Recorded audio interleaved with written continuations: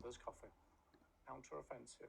Welcome to our look ahead to what the papers will be bringing us tomorrow. With me, Victoria Howard, royal commentator and editor of The Crown Chronicles, and Sarah Hewson, royal editor at Talk TV. We will say hello to both in just a moment. First, though, let's take a look at those front pages. The Daily Telegraph, which leads with the headline, Guard of Honour, and describes how the King and his siblings stood vigil over the Queen's coffin in Edinburgh this evening. Same picture of the royals at St Giles Cathedral dominates at the front page of the Express there. The Eye takes the same image but focuses on the King and notes that mourners are already beginning to queue in Westminster to see the Queen lie in state. The Metro writes simply, the King's Vigil. Different picture is used on the front page of the Times and shows some of the thousands of people who lined Edinburgh's Royal Mile. The Financial Times leads with the royal farewell in Scotland, but also looks forward to the Chancellor's mini-budget next week and suggests tax cuts are on the cards. And that striking image again of the King, which features on so many of tomorrow's front pages, is shown on the Daily Mail. Right, good evening both. Thank you very much for joining us. Victoria, Sarah, hello. We're going to start with the picture of the Daily Mail. We could have picked almost any of the front pages. Of course, they all have this same picture. The picture editors right across Fleet Street have had the same idea, clearly, and it is a striking image. You can see why. Sarah, why don't you kick us off? Yes, this on the front page, as you say, Lewis, of so many of the newspapers. The King there, his head bowed, having moved in solemn procession into St Giles's Cathedral with his siblings to stand guard around their mother's coffin, standing there as she is draped in the Royal Standard of Scotland, the crown of Scotland atop her coffin, and her 4 children there standing guard. The vigil of the princes, a tradition that dates back not as far as many of the traditions we've been seeing over the course of the past few days, back to the 1930s and the death of George V, guarding their mother and standing there in sombre silence. And you can only imagine, Lewis, can't you, what must have been going through their minds at that time.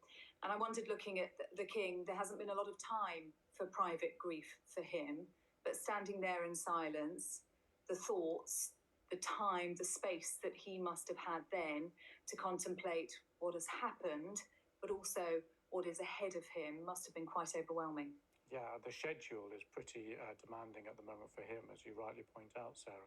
Let's go to the front page of the Eye, and it's the same image. And it's interesting, Victoria, isn't it? Because, of course, this event happened relatively late on this evening, and, of course, the papers are in the news business, so they will want to get the most recent images on their front pages. But there is something so striking about the image. And Sarah mentioned the crown there, and it is so poignantly, perfectly positioned just above the King's head. It's a really kind of evocative image, isn't it? It is, and as you say, this is part of the crown jewels of Scotland, so to speak. They're called the Honours of Scotland. And in fact, they're actually older than the English crown jewels. These date back to about 1540. So that kind of even more ancient link with the Scottish nation, I think is super poignant. Of course, the Queen died in Scotland. Her mother was Scottish. She thought of Balmoral as a sanctuary for her. And just the way it's aligned perfectly, as you say, in that image, above Charles's head, who is now King of Scotland too. That is, of course, why the picture editors all chose it. And I also think it's worth noting that Charles didn't wear uniform today. He's in tartan, he's in a kilt. When his sister, Princess Anne, she's wearing her Admiral's uniform, and his brother, the Earl of Wessex, is in his Royal Wessex Yeomanry uniform. Andrew, of course, not wearing uniform as he's no longer a working royal. But I think he's just trying to speak to that connection that the royals have to Scotland and remind the nation that he also continues that tradition on. Interesting. And Sarah, we're going to head on to look at the Daily Telegraph and look at events in London, which it comes to. But just before we do that, just wanted to get, I suppose, just your reflections on the day, because yes, we have these images from this evening, but there have been really striking images throughout the day, up the Royal Mile, etc. Yes, and in fact, the day started for the King in Westminster, addressing both Houses of Parliament, the House of Commons and the House of Lords, in that medieval setting in the house, in the Palace of Westminster and Westminster Hall, giving that speech there where he talked about the weight of responsibility on his shoulders. And you could see as he sat there before those MPs and Lords, that weight of responsibility pressing down on him. And he talked about his mother being all around him. From there, then heading to Edinburgh, then he took part in that procession to St Giles's Cathedral, walking slowly with his siblings alongside him behind his mother's coffin in the hearse. And Victoria mentioned there about the uniforms, because that was something that we learnt today, that non-working members of the royal family would not be able to wear uniforms for any of the ceremonial events, which we've seen one of today. So the Duke of York there, not wearing uniforms, wearing his medals on his mourning coat. And that also applies for Prince Harry. He will not wear military uniform now as a non-working royal. There is an exception, though, for the Duke of York when the next vigil takes place, and there is expected to be another vigil, potentially on Friday evening in Westminster Hall, by the Queen's children again. And on that occasion, it's been decided that the Duke of York will be able to wear military uniform as a show of respect for his mother, we're told. Interesting. And I should just let you know, Sarah and Victoria and viewers at home, that we are seeing these live pictures from Edinburgh, and you can see people still passing through to pay their respects, as we've been seeing over the last few hours. Victoria, let's go to the front page of the Daily Telegraph and look forward a little bit here, because Guard of Honour is their headline with the same picture from a slightly wider angle. But let's drill into the days ahead, because the Daily Telegraph picking out some details like this 30-hour potential wait for people who want to file past in much the same manner as we saw there, and special train timetables having to be put on. What else do we pick up there from the front page of the Daily Telegraph? So that 30-hour queue is expected to be 3 miles long throughout London.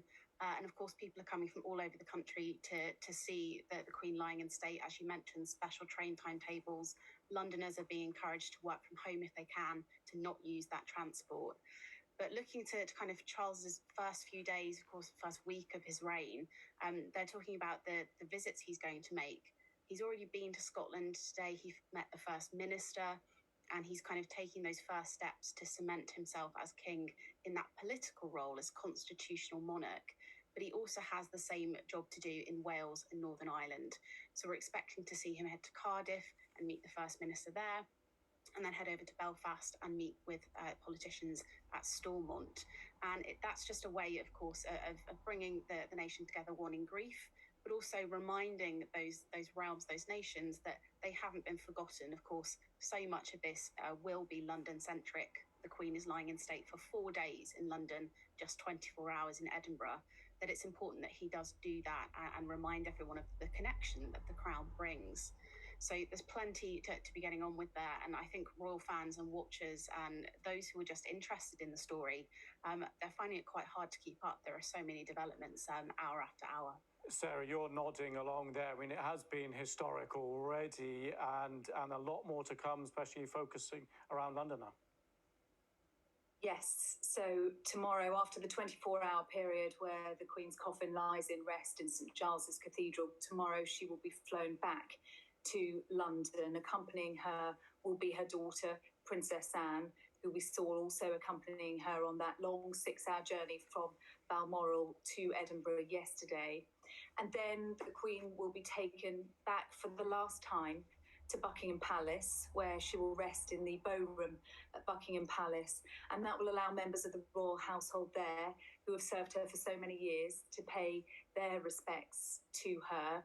Before Wednesday, we then see that procession from Buckingham Palace to Westminster Hall, and then that public lying in state where, as Victoria described, we are expecting these queues for many hours overnight, many miles around London. It is going to be an incredibly sombre scene. It is going to be incredibly busy. It is going to be a moment in history for people, but it's also going to be a huge challenge for getting around London, but also for policing it. And we don't just have a new Prime Minister and a new King. We've got a brand new Metropolitan Police Commissioner just sworn in, first day in the job. Yes, some first day.